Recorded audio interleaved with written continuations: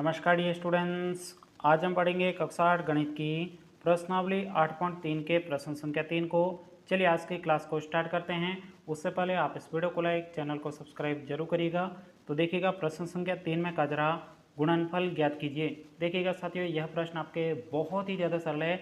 आपको इस प्रश्न में जो 4 प्रश्न दिए गए, इन 4 प्रश्नों में जो आपको संख्या दे रखी है उनका सिंपल तरीके से आपको क्या करना है, गुणा करना है और उसके बाद में उत्तर प्राप्त होगा, वही आपके क्या होता है, गुणनफल होता है। बहुत ही सिंपल तरीके से अब हम इस प्रश्न को सॉल्व करेंगे। तो सबसे पहले यहाँ पे पहला प्रश्न लिखेंगे।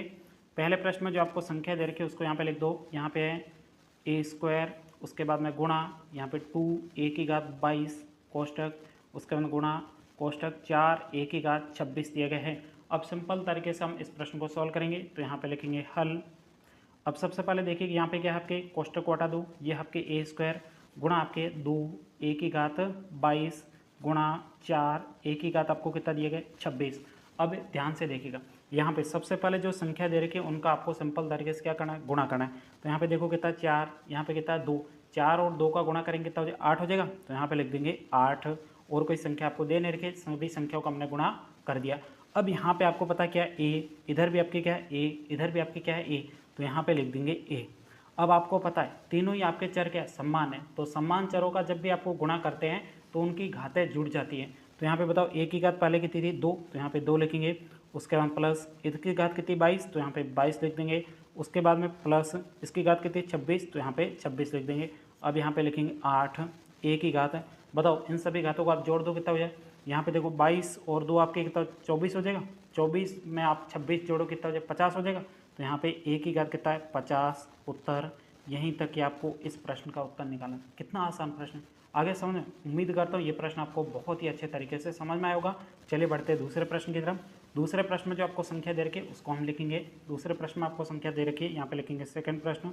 सेकंड प्रश्न में आपको संख्या दे रखी है 2/3 xy, उसके बाद में है आपके गुणा, तो यहाँ पे लगा देंगे गुणा। फिर आपको दे रखा है कोष्टक माइनस के 9/10, तो यहाँ पे लिख कोष्टक माइनस के 9/10। उसके बाद में है x² y², तो यहाँ पे लगेंगे x² y²। ये आपको यहाँ पे प्रश्न दिए गए। अब इस प्रश्न को भी हम बहुत ही सिंपल तरीके से सॉल्व करेंगे। तो यहाँ पे लिखेंगे हल। अब देखो सबसे पहले जो आपको संख्या दे रखी है उनका आपको सिंपल तरीके से क्या करना है, गुणा करना है। तो सबसे पहले संख्याओं का गुणा कर देते हैं। तो यहाँ पे आपके 2/3 और उसके बाद में गुणा है आपके माइनस का 9/10। ये संख्याओं का हमने पहले गुणा कर दिया। उसके बाद में देखो यहाँ पे शेष क्या बचा, एक्स वाई, तो यहाँ पे लिख देंगे x और ये आपके y हो जाएगा। अब इसका आपको गुणा किससे करना है, इससे करना है। तो इसमें गुणा है आपके x² y² से क्या करना है, सिंपल तरीके से गुणा करना है। संख्याओं को हमने आगे गुणा कर दिया, शेष बची संख्या का यहाँ पे हमने गुणा कर दिया। तो यहाँ पे हमने लिख दिया। अब देखो सबसे पहले देखो 9 का गुणा 2 से करेंगे कितना हो जाएगा, तो ये आपके 18 हो जाएगा। लेकिन आगे चिन्ह किसका आएगा, माइनस का। 3 का गुणा 10 से करो कितना हो जाएगा, 30 हो जाएगा। तो यहाँ पे 30 लिखेंगे। उसके बाद में गुणा। अब देखो यहाँ पे देखो समान चर है, x का गुणा x से करेंगे तो आपको पता है दोनों ही आपके समान चर है, घातें जुड़ जाएगी। तो यहाँ पे आपके x की घात कितनी है 2 और ये आपके 1 3 हो जाएगा। तो यहाँ पे 1 + 2 लिख देंगे। उसके बाद देखो y है, तो यहाँ पे y लिखेंगे। बताओ y की घात यहाँ पे 2 और यहाँ पे 1 है, तो यहाँ पे लिख देंगे 1 और प्लस आपके क्या हो जाएगा 2 हो जाएगा, क्योंकि आपको पता है समान चर होने पर घातें जुड़ जाती है। अब देखो यहाँ पे इसको आपको सॉल्व करना जरूरी। देखो इसमें 2 का भाग जा रहा है, तो आपको पता है इसमें पहले 2 का भाग दे दो, फिर 3 का भाग दे दो। तो उससे पहले आपको यहाँ पे देखो 2 का भाग देंगे कितना हो जाएगा, 18। 18 में 2 का भाग कितने बार, 9 बार, तो यहाँ पे 9 लिख देंगे। 30 में आपके 2 का भाग कितने बार, 15 बार, तो यहाँ पे 15 लिख देंगे। उसके बाद में गुणा। अब देखो यहाँ पे x की घात 2 और 1 कितना 3 हो जाएगा। उसके बाद y की घात कितना हो जाएगा, 2 और 1 3, तो यहाँ पे 3 लिख देंगे। अब भी देखो इसमें 3 का भाग जा रहा है, तो जब तक भाग जाता है तब तक इसको सॉल्व करना है। तो यहाँ पे देखो 3 का भाग कितने बार जाएगा, यहाँ माइनस की जगह 3 का भाग 9 में 3 बार जाएगा, 5 में आपके 15 में आपके 5 बार जाएगा। शेष आपके क्या बचा है, यहाँ पे x की घात 3 y की घात 3।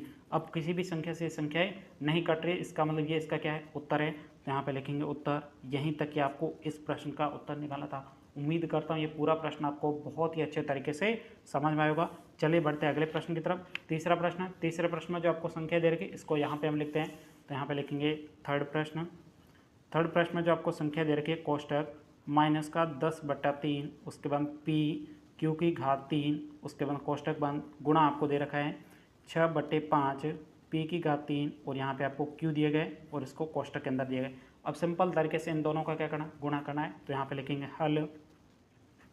सबसे पहले हम क्या करेंगे, संख्याओं का गुणा संख्या से कर देते। संख्या बताओ क्या है, माइनस का 10/3 और इसका यहाँ पे संख्या क्या है 6/5, तो यहाँ पे 6/5 हो जाएगा।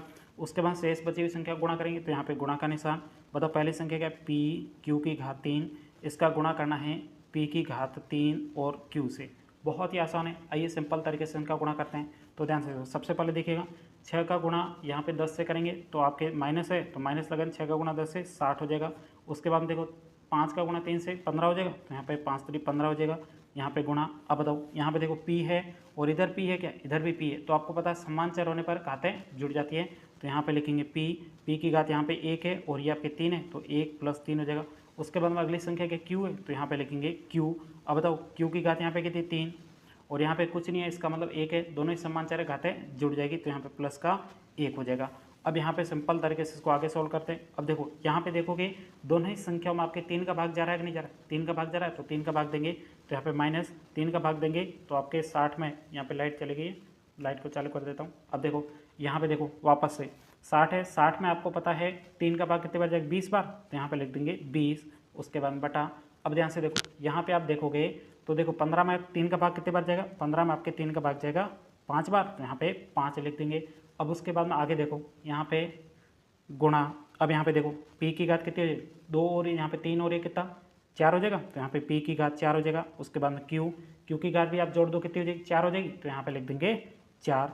अब सिंपल तरीके से हम क्या करेंगे, इसको आगे सोल्व करेंगे। देखो इसमें दोनों ही संख्या में आपके 5 का भाग जा रहा है, 20 में 5 का भाग जा रहा है, तो माइनस की जगह माइनस। अब यहाँ पे देखो 20 में आपके 5 का भाग कितने बार जाएगा, तो आपके 4 बार, तो यहाँ पे 4 लिख देंगे। अब यहाँ पे शेष बची हुई संख्या को गुणा कर दिया है, तो यहाँ पे पास पास में लिख देंगे 4, p की घात 4, यहाँ पे q की घात 4। यहीं तक कि आपको इस प्रश्न का उत्तर निकालना था। उम्मीद करता हूँ ये पूरा प्रश्न आपको बहुत ही अच्छे तरीके से समझ में आया होगा। चलिए अब बढ़ते हैं अगले प्रश्न की तरफ। अगला यहाँ पे आपको चौथा प्रश्न दिया गया है, जिसमें आपको संख्या दे रखी है, इसको हम सिंपल तरीके से यहाँ पे लिखते हैं। तो यहाँ पे लिखेंगे चौथा प्रश्न। चौथा प्रश्न बहुत ही सिंपल है। देखो संख्या आपको क्या दे रखी है, यहाँ पे x गुणा x² गुणा x की घात 3, उसके बाद में गुणा x की घात 4 दिए गए। बहुत ही आसान प्रश्न है, तो यहाँ पे हम लिखेंगे हल। अब इसका सिंपल तरीके से आपको गुणनफल निकालना है। तो ध्यान से देखो सबसे पहले देखिए ये सभी चर क्या है, समान चर है। तो समान चर है तो आपको पता है इनकी समान चर का समान चर से गुणा करते हैं तो उनकी गुणा करने पर घातें जुड़ जाती है। तो यहाँ पे सभी x है, तो यहाँ पे x लिख देंगे। बताओ इसकी घात कितनी है, 1, कुछ भी नहीं है, उसकी घात 1 होती है। ये भी आपके समान चर है, तो इसकी घात 2 ले लेंगे, जोड़ देंगे। फिर आपके इसकी घात कितनी 3, तो यहाँ पे प्लस का 3, और इसकी घात 4 है, तो यहाँ पे 4 लिख देंगे। अब सिंपल तरीके से इसको आगे जोड़ दो, यहाँ पे घातें इनको जोड़ दो, तो 4 और 3 आपके कितना 7, 7 और 2 आपके 9, 9 और 1 10, तो यहाँ पे x की घात कितनी हो जाएगी 10 हो जाएगी। यहीं तक कि आपको इस प्रश्न का उत्तर निकाला था। उम्मीद करता हूँ ये पूरा प्रश्न आपको बहुत ही अच्छे तरीके से समझ में आएगा। यदि प्रश्न में कहीं पर भी कोई डाउट हो तो आप मुझे कमेंट्स करके बता सकते हो। और ये प्रश्न आपको पता है चूंकि को भी अच्छे तरीके से समझ में आया है। तो आज के इस वीडियो में इतना ही। अब मिलते हैं हम अगली क्लास में, तब तक के लिए जय हिंद, जय भारत।